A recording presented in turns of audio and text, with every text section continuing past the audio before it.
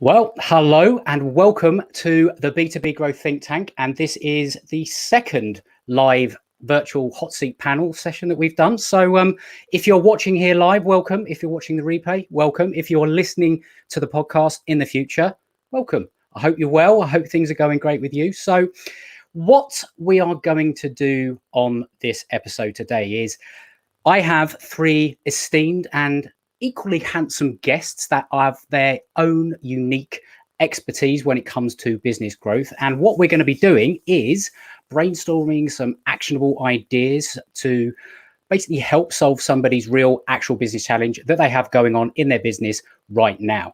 And this is a challenge that they may have, but it's also potentially an opportunity that they have in front of them that they're looking to maximize. So I've had quite a few interesting challenges coming in, and I have selected a handful that I have queued up ready to go. But if you are here live, feel free to try and jump that queue by putting in the challenge that you're facing or the opportunity you want to maximize into the chat in the comments right now as we are going through. And also, if you're listening to this in the future and you have a challenge, or you find yourself with a challenge or an opportunity you want to maximize, you can always send it in to me at thinklikeafish.co.uk, and I will look to get it on the show. And I always trip over that email address, and I didn't obviously think about putting think tank, think like a fish all in one thing, but there we go. So if you're sending that in, sort of frame it around the answer to this sort of question: what challenge are you facing in your business right now that if you could solve it in the next 90 days would have the biggest impact on your growth? And as I say, I may well be able to help you on a future episode. Now, before we dive in, I just want to make a little announcement about a new resource that I have recently released, essentially. So what this is, you can see it on there. It's a revenue. I'm calling it the revenue multiplier calculator, and there's a training that goes with it. Now, with this resource, with this calculator, you will essentially be able to discover how to uncover the hidden revenue opportunities in your business and use this to systemize your growth using what I call 7 revenue multipliers in your business that can double that business in 12 months or less. So seriously, this is one of my clients' favorite tools because it will save you a ton of wasted time, effort, and all that kind of thing, because you will know how to pinpoint the areas of your business that needs either the most attention or is offering the biggest leverage points. So seriously powerful and truly transformational. So you can grab your copy at thinklikeafish.co.uk/calculator. So anyway, enough of that, enough of me rambling, because I am sure that you are itching to hear from those esteemed and equally handsome guests. So I'm going to bring them on in order. So let's welcome Matt Johnson, Dean Soto, and Byron Morrison. How you doing, guys? Excellent. Hey, excited to be here. Good stuff. Now, you may, if you are a regular listener to the show, you may recognize a couple of the guys. Matt and Dean have been on, back when it was the Client Catching podcast. So Matt was back on episode 26 when we were talking about how to build strategic relationships and create authority with podcasts. And Dean was on episode 21, how to 10x your business by firing yourself.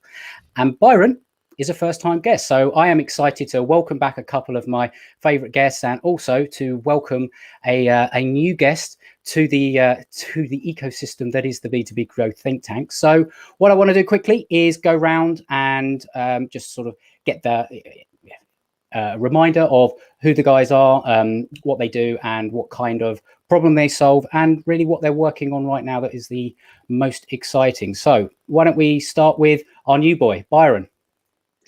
Hey, so yeah, like you said, I'm Byron Morrison, and I'm an author, speaker, and a mindset and high performance coach. And essentially what I do is help CEOs and business leaders really take back control of their role by evolving them into a more confident, grounded, and effective decision-making leader who can handle all of the pressures that come with running and growing a business. And as for what I'm working on right now, the one thing I'm really excited about is next Tuesday, I'm releasing my new book, The Effective CEO. So that's essentially taken up the last kind of couple months of my time writing, editing, putting it all together, which has been so much fun, but a lot of hard work as well. Awesome. I mean, how long does it take you to write the book? Because I know, Matt, you've written a book, Dean's written a book. So interesting to know sort of how long you've been working on it.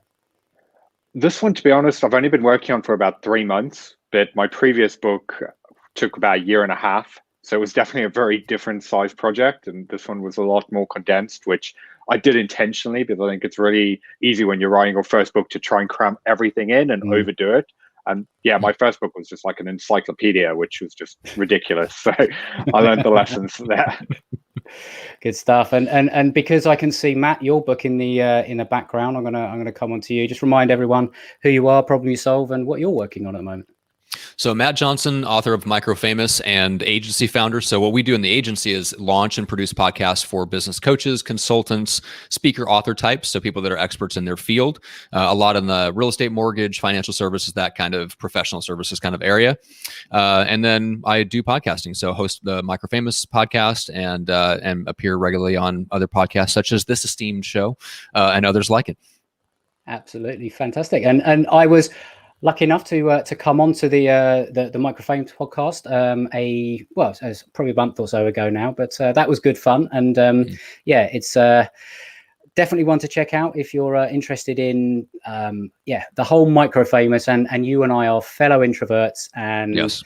What I love about what you do is that whole sort of focus on the fact that you do not have to be that kind of selfie taking extrovert that is just all about shouting, and and that's not to put a downer on extroverts. We love you, we do, yes. But at the same time, that's just we can't be you. We love exactly, you, but we can't be exactly. you. Yes. Exactly. So yeah, definitely check out that and the MicroFamous book. So Dean, that's an awesome green screen you've got behind you. Yeah, it's funny. I tried to set up I usually have like an awesome looking office back here, and now I'm like, oh, they caught me. They see right through me. well, what people probably won't realize is that behind that green screen is your 7 kids causing mayhem. True. Yep, true. I think since the last time I was on your podcast, we have an 8th kid. So oh my God! Whoa. Up to 8. That's how it's. So yeah. Oh Lord, you could field an entire baseball team just with your family. So when you aren't in the baby factory, what is it that what do you focus on, Dean? Yeah, so I'm the owner of Prosulum, and basically what we are is we have what we call virtual systems architects. Where did that name come from? It came from Mr. Adam over here. I was actually his client, and he had this great idea. I have these virtual assistants who have this superpower where you could show them how to do something in 5 minutes on a video or less, and they'll document everything step by step with pictures and everything like that. So you're spending 5 minutes on a task, they document it, and then you never have to do that task ever again. And they take it off your hands forever. So, and you do one a month, you'll have 30 different tasks that you never have to do ever. Yeah, and it is awesome. If and especially coming on to some of the challenges that I think that we'll be covering. It's literally, it can be transformational in a business when you literally take off so much of the stuff off your plate. And the beauty is that you only have to show someone how to do it once. They literally systemize it. It's not like a normal virtual assistant. They are trained in actually creating the process in the systems and everything behind it. So definitely check out what Dean does, because it is absolutely amazing. So what I want to do is basically come on to the first of the virtual hot seat challenges today. So what I'm going to do is bring up and again, this sort of flows on nicely a little bit from what you just sort of covered there, Dean. But what I'm going to do is read out essentially what they are. So this is an abbreviated version that you can see on the screen, but the full version is: I run an IT consultancy, and we've experienced a booming growth over the last 9 months, which I'm obviously not complaining about. The challenge is that while I have a small team, both achieving and sustaining this growth is very dependent on me. Basically, I'm the bottleneck, as most of our work comes from my relationships. And when it comes to delivery, I also have the widest range of skills and experience that my team don't. So I'm often pulled into projects to make up the difference.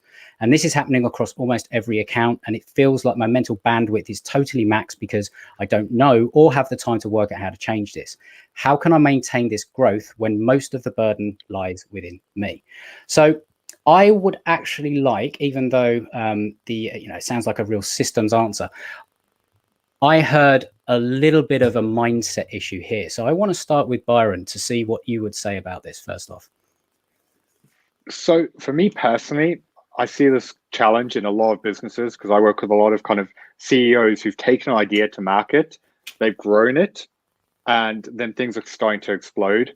The problem is with every new level of success comes a new level of problems. Because like you're experiencing with this guy, on top of growing the business, he then has teams, he has projects to deliver, he has all of these responsibilities. And the reality is there's only so many minutes in the day.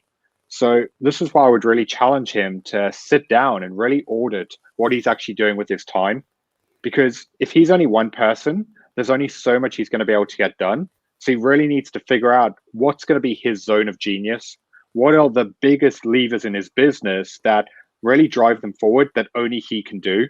Because while he's talking about various projects and issues he needs to do with his team and everything else, he has to figure out which of those are actually the most important. Because once he knows that, then he can really start breaking them down and thinking, who can he delegate this to? What elements can he outsource? What systems can he put in place?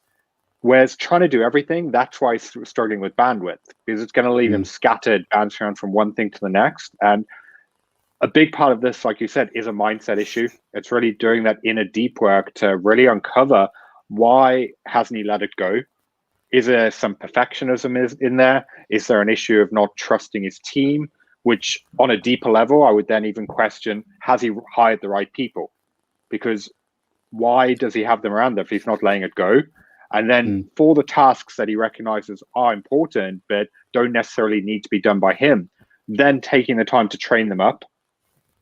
And yeah, like you said, for me, it's really about being honest with the mindset hole behind it of what does he actually need to do? What's in that zone of genius, and how can he then remove himself from everything else before then going into the systems? Yeah, I think that I heard that. I guess it's something that we all face when we sort of start a business, especially a service business around an expertise or a skill. The whole superhero syndrome. It's kind of like, I have to do it. And that's something that you have to learn to sort of just let go of. And sometimes the only way you can do it is by ripping off a Band-Aid. But I also hear something that he wasn't prepared for this growth. He hadn't set himself up for this growth, because it almost sounds like it came as a bit of surprise. So he's probably dealing mentally with that growth and the success that is coming with it. But also he's probably still, because he's holding on to it potentially, he's probably still thinking, is this sustainable? Is this just something that's happening, but I don't know necessarily how to repeat it or anything like that, which I think is very real, because you can experience it, but then it's like, well, when's the party going to end?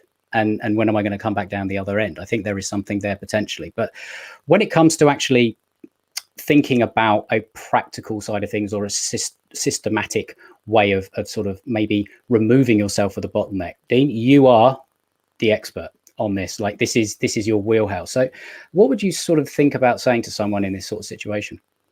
Yeah, I mean, first off, Byron's like spot on. Like a lot of the times in this situation, I found that it's huge mindset, and the biggest differentiator is this happens with a lot of creatives, especially. And while this might not seem like a creative agency, like IT consulting agency, it really is, because you're architecting different projects, and there's a lot that's involved. And what happens with people who are in the leadership position, they feel like, hey, I've went to school for all of this. I have all this knowledge. I did all these things. There's no way that I can actually turn something. There's no process here. It's all creativity or whatever. But when you really look deeper into what is actually happening, is sure, there is the creative aspect of, here's how we're going to architect something. Here's how we're going to do this project, and so on and so forth. But the actual pieces are process. So for example, we have clients who are in like the restaurant. They're in the restaurant food industry. They're building up these franchises. They're brand new, but they want to get into franchising.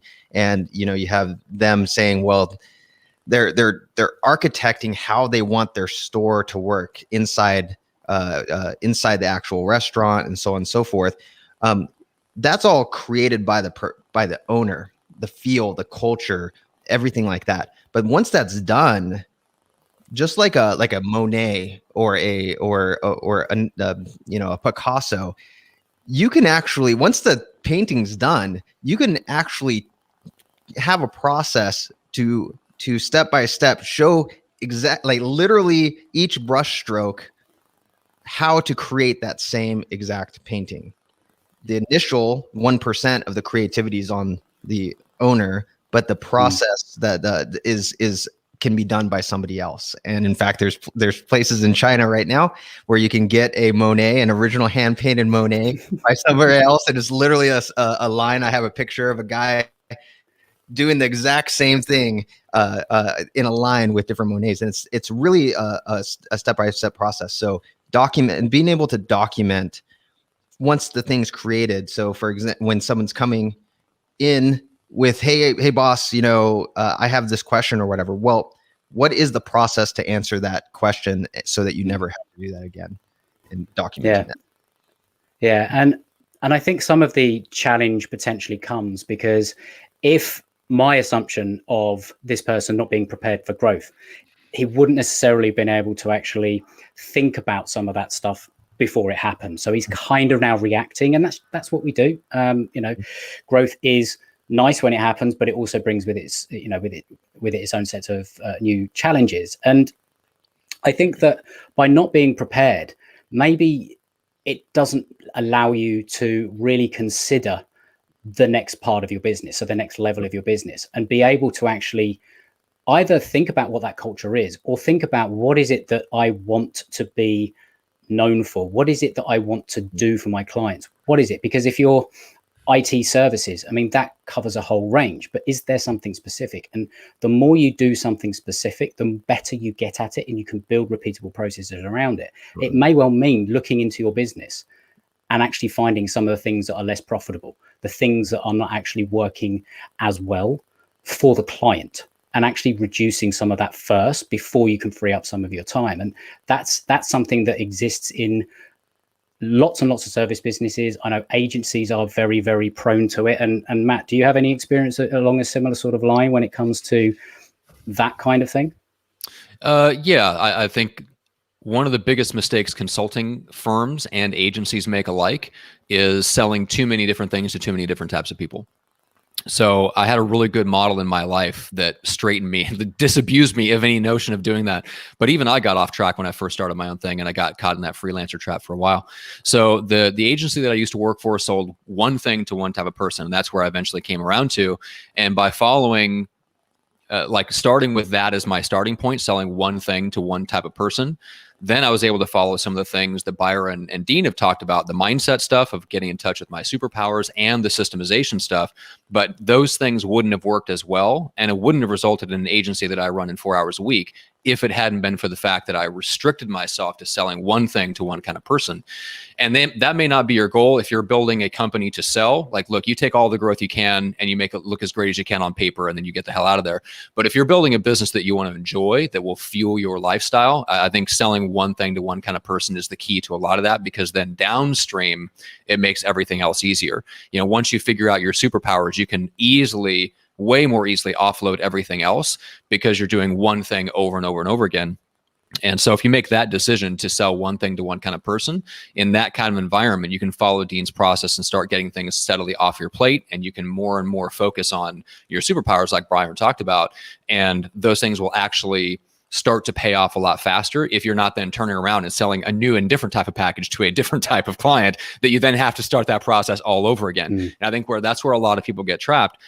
And when you sell one thing to one kind of person, you can get the pricing right, which means that you have the money to pay the people to do what Dean's talking about, right? If you're quoting all this different kind of stuff to different types of people, you often get the scope creep. That takes your profit away. That means you can't bring in experts that are better at the things that you're talking about than you are. And that's how you get sucked into constantly putting out fires in all your different projects. So I think if you follow it all the way upstream from a marketing perspective, if you make the marketing decision to sell one thing to one kind of person, it makes everything else that we just talked about a lot easier. And absolutely. Just going to add to that, that Matt is not lying. He is ruthless when it comes to that. I tried to refer someone to him a while back. We got on the phone, and the person wasn't a good fit, and he was like, "Yeah, I don't think we're a good fit." And so then my referrer is like, "Well, what about this angle? What about like the guy was trying so hard," and Matt's like, "Yeah, it's just not what we do." And I'm like, dang, this guy is ruthless when it comes to just being so niched. But you can actually see in the quality of what he does that is a result of very narrow. Well, and David Baker's book, The Business of Expertise, set me free from any notion of like going out and learning a bunch, like just working with a bunch of people in different industries. He said, look, if you're doing that, you're essentially getting the clients to pay for your learning. And you have to be honest with yourself about that. I'm like, woo, that hit me right there. I'm like, well, that's I will stay in the industries that I know well. Yeah, so cool. and something that comes to mind hearing just that last piece is one of the things I think that when we're in this sort of situation and we're sort of dealing with all the fires that are going on around us and all the rest of it, we forget that we're actually in business to serve a client. Yeah. And one of the things that we can actually look at is when we're trying to either figure out how to get out of our own way, stop being the bottleneck, fix our mindset when it comes to how do I solve this problem. One of the things that we can do is actually take ourselves out of the equation and replace it with the client. So it's kind of looking at what is the client journey? Like when somebody comes to you, where are they? What's that first point A? And where by the end of them working with you, do they want to be? So that point B. And if you can map it along there and look at all those points along that journey, because your client's journey is far wider and longer than the bit that you are going to help them with. But if you can work out what those bits are, you can then get quite specific around the things that you do. You can create your processes that are around, like however many steps you take people through. It could be 3, 5, 9, 10, whatever it is. But if you can sort of say, right, this is the overall problem that I solve for people, these are the things that we do along the way, then you realize that your ultimate problem that you solve is made up of smaller problems, and you can figure out the things that need to be done. What is the checklists that need to be created along the way in order to help your client get through that? Because that doesn't just empower the clients and help you get them results and help them see that you actually have that process, but it empowers your team and it empowers you as the owner, because you can start creating those checklists and those deliverables, which can also become your marketing, because the thing that you create to deliver the results to your client can become the thing that you use to attract new clients. There's a bit of a flywheel in there and an effect, and there's so much that you can sort of think about. I always find when you flip it and stop looking at your problem from your perspective. And Byron, do you see that as a mindset thing sometimes, that we get too sort of, we almost are the we are the bottleneck, but we're the bottleneck when it comes to actually seeing the real problem? Yeah, 100%. I was waiting to kind of interrupt you there because I really wanted to hop in and just kind of like going back to Stop me talking at any point, seriously. Just dive in. Yeah, I think that's such a relevant kind of point, because going back to the original question about this gentleman being the bottleneck in his business, this is something that you look at so many businesses across any industry is such a reoccurring problem, where the mindset and psychology of the CEO is directly holding the business back. Because this isn't just something that's going to happen now. If the business continues to grow, it's going to continue getting worse, because with every new level of success, you'll have new responsibilities, new demands, new fires to put out. And for a lot of business owners, that extra pressure of throwing them into the deep end means decisions don't get made, projects get put on hold, opportunities get lost. And that's why, going back to what you were talking about before and them figuring out what they need to do, I would take it a different direction. And I would really challenge them to think about, who do they need to become? Because what made you who you are today, and the level of thinking, action, and brain power that got you to where you are right now isn't going to get you to where you want to be tomorrow. And this is why it's really about developing that self-awareness of, what does that next level of you look like? If you think of that CEO that you really need to step into, who makes better decisions, who influences and leads, who inspires those around them, that's when you can really reverse engineer the journey. And that really, again, coming back to the point, comes down to having that honest conversation of, in your business, where are you needed most? where are the items that only you can deliver on, and everything else needs to be removed, whether that means training your team, outsourcing it, delegating it, or potentially even getting rid of it. Because there'll be various tasks that are part of your role and responsibility when you're building the business that may now start having a negative ROI. I'll give you an example. With one of the guys I'm working with, he grew his business by primarily going to networking events. It was how he met people and got the word out there. And it was still something years later he was doing, but he dreaded going to it, hated getting up early. And when we really started looking at it on a deeper level, it wasn't actually bringing in any new business, because over the last few years, they'd changed their business. They were targeting new clients. They'd automated most of their marketing. So it actually had a negative ROI. But because of his mindset and his habits and behaviors, he was still following through with it. So this is why I would really challenge anyone listening to this to really audit what you're doing. What are the tasks and events and things you're doing every single week? And really being honest, do you actually need to do them? Are they pushing you forward, or are they simply a waste of time? And do this on a regular basis, and you'll have far more control over what you're doing. And it may well be difficult right now in this moment for this person, but maybe just taking yourself off to somewhere quiet with nothing but a pad and paper, and just doing what you've just said there. Like just going through, like, what is it that I'm doing? What is it that is taking up my time? What is it that, this takes brutal honesty, I think, with yourself, which we're not always able to do, which is why, someone like you is also worth having a conversation with, because sometimes you just need that outside perspective to say, right, let's look at everything that you're doing. Let's look at the things that are actually moving the needle, and let's look at the things that are holding you back. Because once you actually start to see that in front of you, it can be quite eye-opening. And so I think that does really involve being brutally honest, because this is something in my new book. I break down the entire process, and I actually did this with a client recently, and we removed over 50% of his to-do list just by sitting down and going through and figuring out what's actually important. Does it need to be done by them, or can it be given to someone else? So yes, it might take a few minutes to sit down and just really audit, but it can save you hours every single week, which is going to free you up to then actually focus on the areas of the business to help it grow. Definitely. And you just got to sort of ask yourself the question of, like, how much is my time worth, and how much is freeing up that time going to be worth to the business in the future? Because freeing up 5 hours, like an hour a day, 5 hours a week, that's 20 hours a week. Like, what could you do with that 20 hours that is actual revenue generating activity?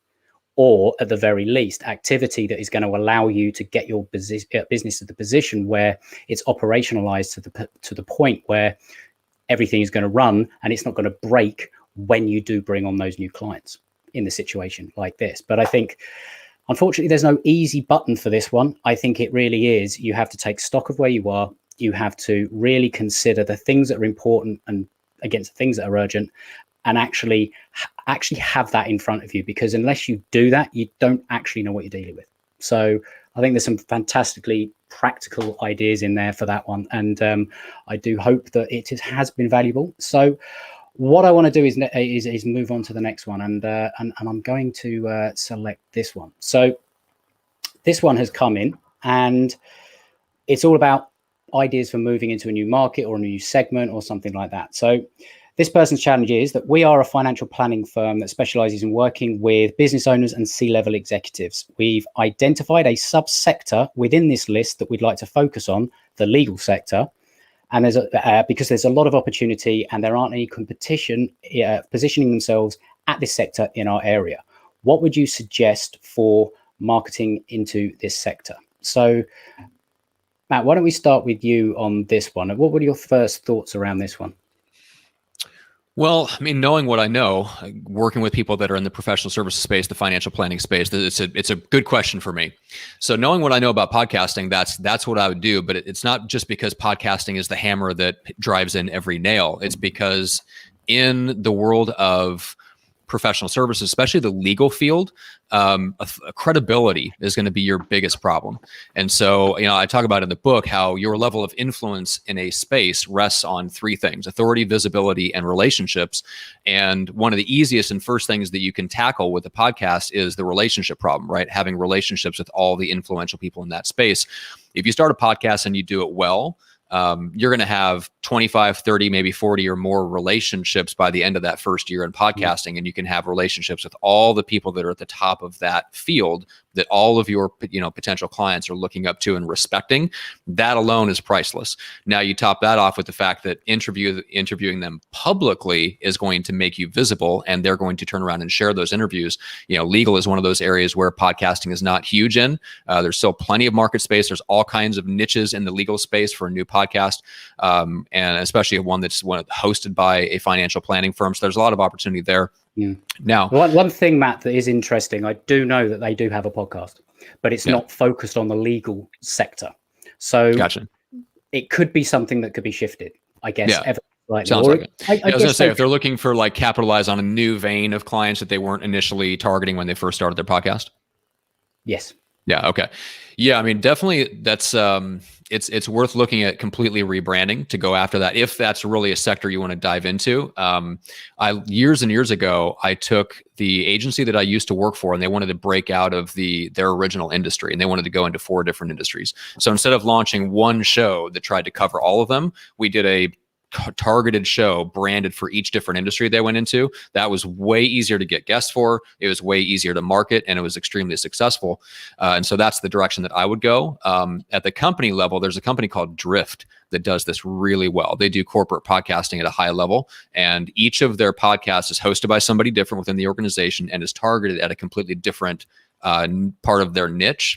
So they have a podcast for each segment of the market they're going after. Mm-hmm. That's not something you can build towards that, and you can just start with the one that you have. But if you have multiple niches, you're better off running smaller, extremely niche podcasts for each of those sectors than you are trying to run one show that gets all those people. Because the bottom line is it's getting very, very competitive out there in all niches, and podcasts is one of them, where you really have to carve out, I would say, an audience of no more than 10,000 people. That's part of why I wrote the MicroFamous book, was to try to persuade people, stop going after the 100,000 followers on Instagram. You don't actually need that to build their 6 or 7 figure business. You need 10,000 people in a space that have the money, have the need for the problem that you solve, and then just build that audience there and actively repel. You talk about Dean talks about me being ruthless. I actively repel everyone else. I'm not interested in having them in my audience unless they're in that niche of 10,000 that I actually want to serve. And the good thing about that is, as well, is it's quite a quick way of actually market testing whether this is a sector that you want to go into, and whether the people that you're potentially going to be working with are going to be the right kind of clients that you want to work with, because you don't even have to have a podcast published at this point. You can reach out to 5, 10, 15 people that you would potentially see as somebody that you would like to work with, and interview them before you've even released anything. And if you get through 2, 3, 5 of those, and then quickly realize that, well, this is totally wrong, then you haven't wasted a lot of time. And it's a great way to do that without having to go the full publishing and all the rest of it. Yeah. I mean, have you seen people do anything like that with a podcast? I've seen them do it unintentionally. I think it's a ninja strategy, but no, most people do it and go, hey, I'm going to go into this niche and I'm going to be here for 5 years. And then they realize, no, I'm not going to be. And then they stop their podcast. Mm-hmm. So if I was going to do it intentionally, I would do it as a interview series with a defined endpoint, or I'd do a Facebook Live series or something on StreamYard like we are now. And I would call it an interview series with a defined end if I knew I was using it for market testing. It's a brilliant idea. Most people don't think at that ninja level. Well, that was an accident, but there we go. A happy accident to sort of, yes, we all have those. Absolute ninja strategy there, straight from the mind of this weirdo. Anyway, that's right. Dane, have you got experience of sort of shifting markets or changing the focus, or maybe it's not even shifting markets because they're going to be still focusing on the same people that they're working with? It's kind of like segmenting off to something a little bit more specific. Yeah. I always grab my cup. I don't know why I do that. I'm like, yeah, I got it. And then I put it down. See, he's pondering. He's gearing up for a very profound, wise answer. Yeah. Well, there's got to be strong coffee in there with 8 kids. That's all I can say. Yeah. So it's interesting. So on my Colby test, I'm a quick start, like high level quick start, and so this is near and dear to me. It's actually how the whole Prosulum business transformed to what it is now. So actually, right now, we are testing a new market with zero cost to us, and we've already gotten 3 recurring paying clients. The new market is for art directors, so VSAs that are also art directors. So they're not designers. There's a little bit, and they're not creative directors. They're right in the middle, so they can build out help build out an already existing brand without being told, exactly this is what you need to do, and so on and so forth. So the way that actually happened was, one, I kept on getting asked by my clients. I just kept, do you guys Always have a good sign. Exactly. And so I'm like, no, I was kind of on the Matt route. I'm like, no. And eventually I'm like, hey, maybe let's try it. And the way that I try, because one of my mentors back in the day said, bolt on, don't bounce. So bolt on is if you don't bounce to the next thing and to the next thing and next thing. If it's something that can bolt onto your business, then give it a try and see if it's going to work. So what I do in order to do something like this is I make it easy I always want to get money quickly. And not because I'm greedy. I just want to make sure, I want to see if it actually works and then what's involved with it. So what I did with these folks is one particular client who asked, I said, hey, I'll give you free 30 days. We're experimenting with this. I'll give you free 30 days. If you like the person, then from after 30 days, we'll continue on. The next 2 clients, I actually said, okay, 30-day money back guarantee. So pay up front and we'll test it out. If the art director is not good, then we'll give you all your money. That guarantee makes it, we're very upfront saying, hey, we're trying this new thing. You're going to be on the verge. It's actually going to be more expensive for you guys later on, for the other clients later on. But because we value you so much, we're going to try this out, see if it works and if it's a benefit to you. No risk to you. It's all risk on us, and so on and so forth. As of now, we have 3. So one client who's on the 30-day, he's about to hit his 30-day and he's loving it. And then we have 2 clients who, one guy who actually, one of his events got saved because one of his other designers backed out of designing some of the marketing collateral and stuff, and he got saved by his art director VSA. So all in all, what I like to do is make it no risk, try and use and leverage people you already have. This probably came about, I'm guessing, in a very similar way. People like they have legal, they're doing financial planning for legal people, and just say, hey, let's make it a no risk because we want to try this out type thing. So maybe one of the things that you could do is go back to, if making that assumption and assuming it's correct, that if they have people like that, it's like, hey, we're thinking about making something a little bit more specific for the sector that you operate in. Who else would you know that would be worth having a conversation with to see if, it's the good old referral. That's assuming that actually exists in the business. Exactly. And I guess sort of following on with that thread of thought, one of the other things that you could do is maybe then finding, legal sector is a fantastic potential sector because there are groups all over the place, associations, there are qualifications, all that kind of thing. And maybe going to the people that head those up and sort of say, hey, this is what we're thinking of doing. Maybe putting on some kind of like event. You mentioned the word event there, but some kind of, even if it's an online event, obviously if it's COVID, can't do live in person, but it's like, we are going to market test this to a group of people and we're going to make an offer at the end of it. Yeah. And make it super easy to where it's like almost a no brainer. Cause then that gives you the ability. You can bring in money first. If you have a guarantee, then if it all goes well, you just you now have a client. But if it doesn't, then you very easily give it back. No harm, no foul. And then when you do that, it makes it, now you can see what was all involved in doing that whole entire process. And if you want to take it on, now you can branch off and start building a brand around it and everything like that as a subset of your business or whatever. But if it wasn't, if it's something where you're like, yeah, I'll just keep them on as 1 or 2 clients and they're paying me like month after month or whatever, great, I'll just leave it at that. I'm not going to go any further. I just got paid to market test. So definitely. And Byron, have you sort of come across either yourself or working with a client that has been in a similar situation, and what have you seen?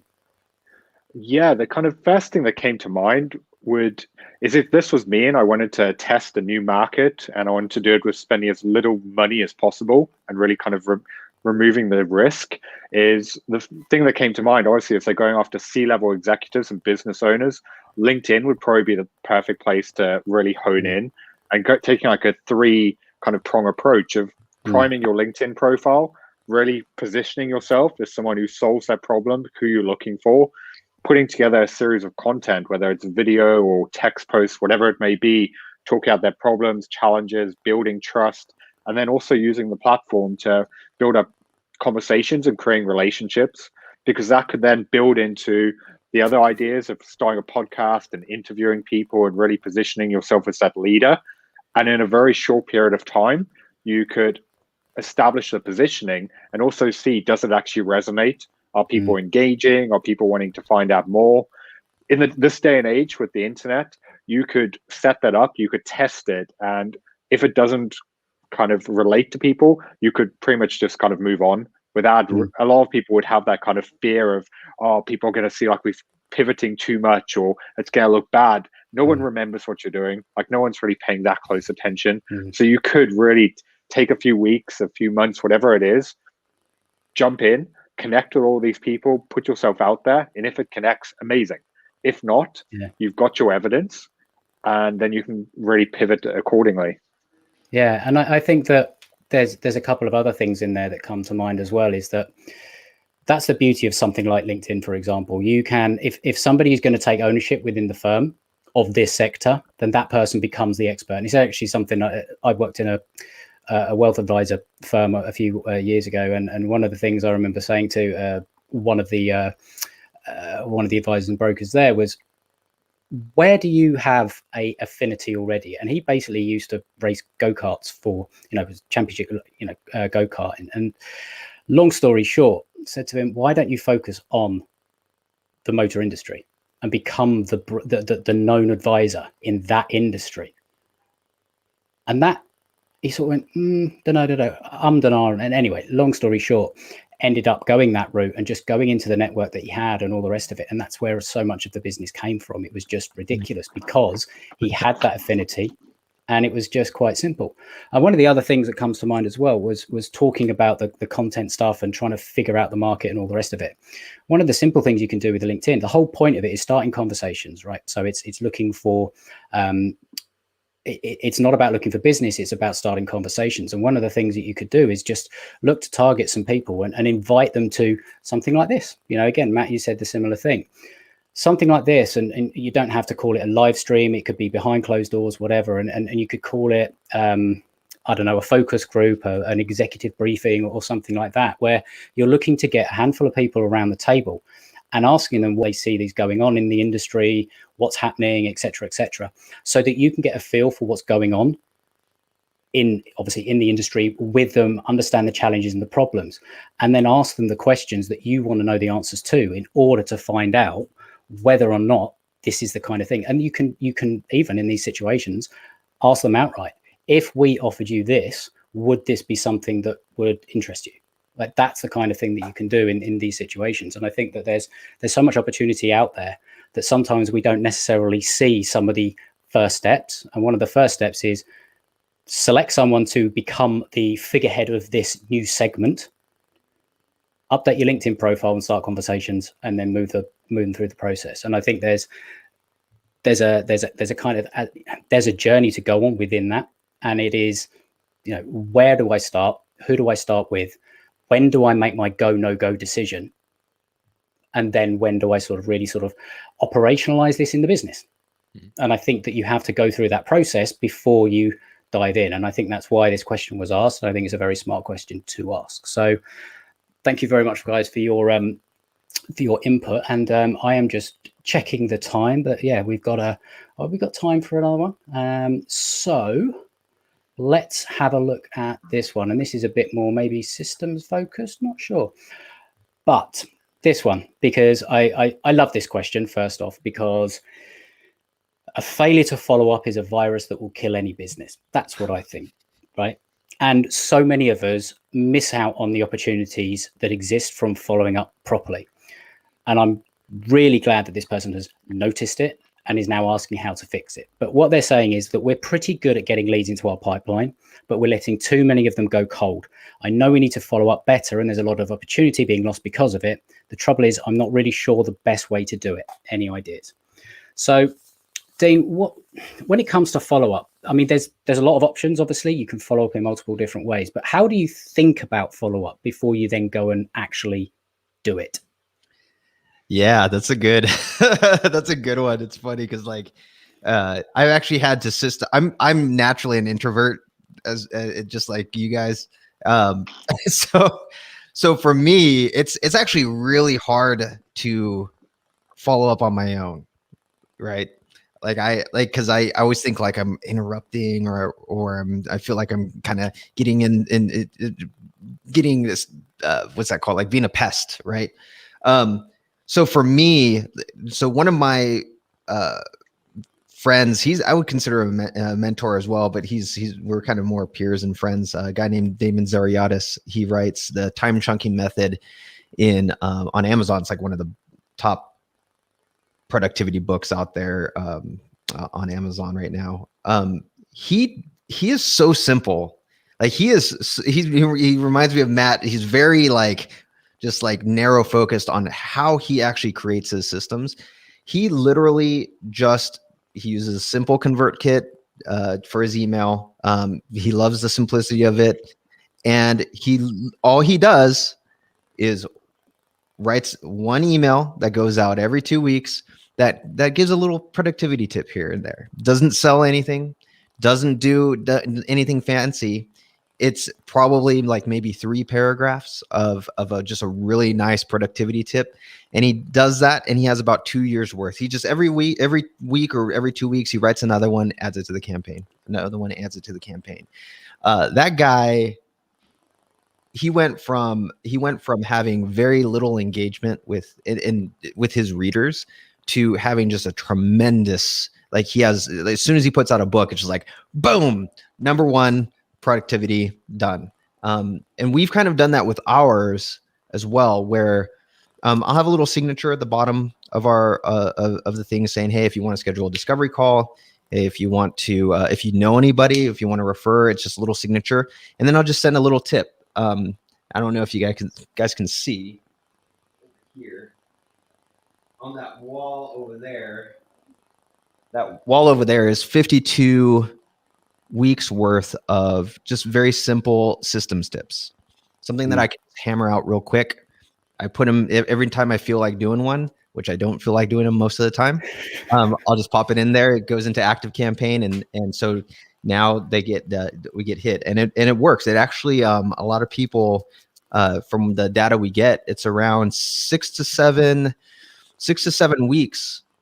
People finally make the decision to do the discovery call, kind of on average, if they come in.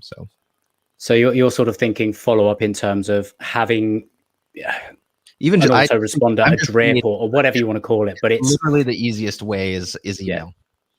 Yeah. Which I think is definitely it should be part of any follow up process.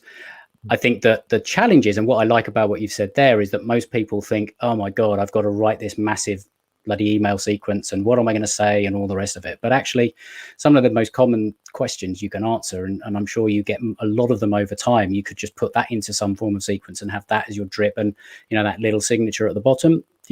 if you want to take your next step, here's some of the ways, that's the super signature, isn't it? Dean Jackson type thing. It's a simple yet effective way of doing it. So Matt, what do you think about follow-up? When it comes to thinking about the best way to follow up? And obviously there are different levels, because if somebody has opted in to receive something, that's different to someone that you've had a conversation with. And we don't know, obviously, where the context of this lies. But yeah, that's what I was going to say. We don't know what the market is, but I think that's also the main thing you have to decide first, because a lot of my clients work in consumer-facing industries where the only way they're going to get business is you freaking track them down, right? Speed to lead, and you hit them on every device that's in the home, and geofencing, and what I'm saying, like they're going straight to consumers. 1 out of every 100 person they talk to is ready to do anything in the next 3 months. So it's quantity in, quantity out. If you're in more of the spaces where Adam, you and I operate, Dean, you and I are probably very much in the same space, and Byron, I'd imagine you are too. We're in more of a relationship space. We have reputations that are incredibly important because the spaces we operate are incredibly small and well connected. When I go to an event, I mean, even events that cross different industries, I'll see people I know, and the people at the top of all the industries I work in all know each other. They've all been on the same podcast, like all this stuff. I can't screw up, period. And I can't follow up with that turn and burn approach. So I thought a lot about this, and here's the conclusion that I came to. The most valuable thing I can typically do for someone that I run across, if they're a prospect or not, is introduce them to someone. And so I started systematizing that process of how do I continually, actively keep people in mind and look for opportunities to introduce them, and consistently like pay extra attention to what I would call my top 150 to make sure I'm continually bringing value to them. So Adam, you've experienced this. Like I keep an eye out for people to introduce you to that I think would be good guests, and also just people that I think you could know that I think might lead to things that would be down the road good for your business. That's what I do for the top 150. And so I have those people literally in a Trello board, and I'm tracking, did I introduce them? Did I send them a thank you card through send out cards? I have a little system with my executive assistant to where, if we have the previous people that were on the calendar for the previous day, she messages me and says, hey, who would you like to send a thank you message to? And I literally vox her a voice message. She goes into the system and sends them a thank you card that looks handwritten from me, but it's my personal message that I dictated to her.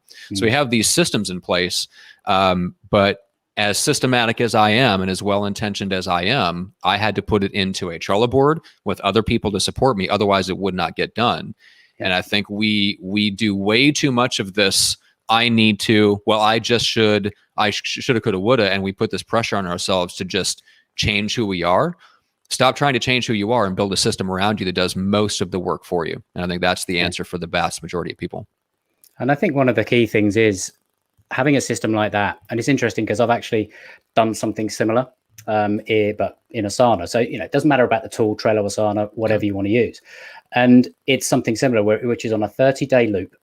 So each day, 3 people come up that I need to sort of either reach out or just check in with or follow up with, or whatever it may well be. Now, these could be potential clients, past clients, podcast guests, future guests, like whatever it is. But it's just, right, you have not had any individual contact with this person in the last 30 days. Do something. And, in there are sort of like some of the things that I can do. It could just be a quick message. It could be hey, I found this and thought, it would be helpful, whatever it looks like. Sometimes it is just literally, hey, what's up? Like if you have that kind of, thing that's going on. But it's just those little drips and that reminder. And each time that if I happen to have a personal contact with them before the 30 days, I just quickly go in, mark it, and then it resets the clock. But it just keeps that sort of rolling on. And that is not automated. And, systems are great, but they're not always automated. And I think that's the fallacy when it comes to marketing automation. I think there's a whole thing around automation that ultimately a lot of people think it's a panacea to selling everything. And ultimately we all have this, a lot of people, I think marketing automation and sales automation has been built on the fear that people have of selling. That's for me. That's the way. That's the only reason I automate stuff. So like when Matt got his little coconut spray, because that's another thing that I do for follow up, but it's complicated. So I didn't want to explain it here, maybe on another episode. But it's because I'm afraid. I'm an introvert. So Yeah. that's why and if I have a bunch of emails going out, I don't see them going out.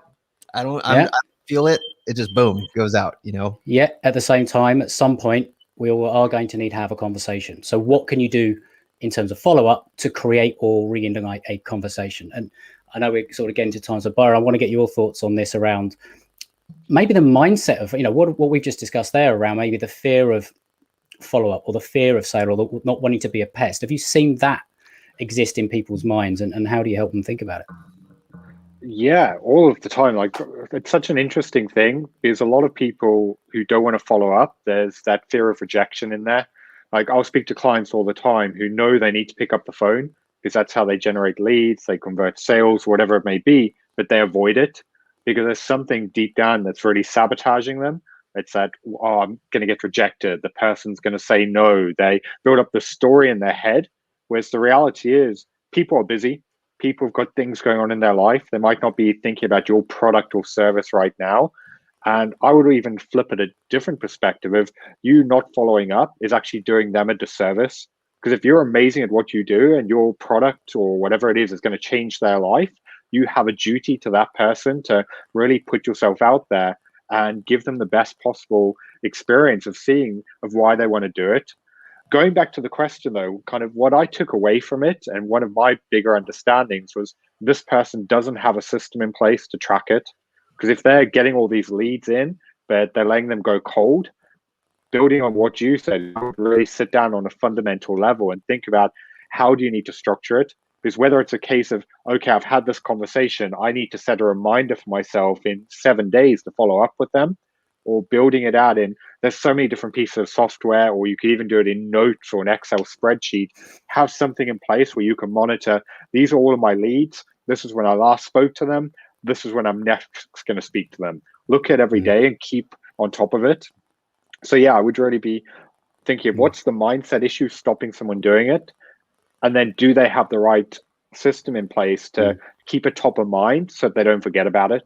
Which for me, it's very much sounds like that's the second part is from the question, what the person is missing, of really figuring out how can they keep top of mind of what they need to do and the action to take off the back of it.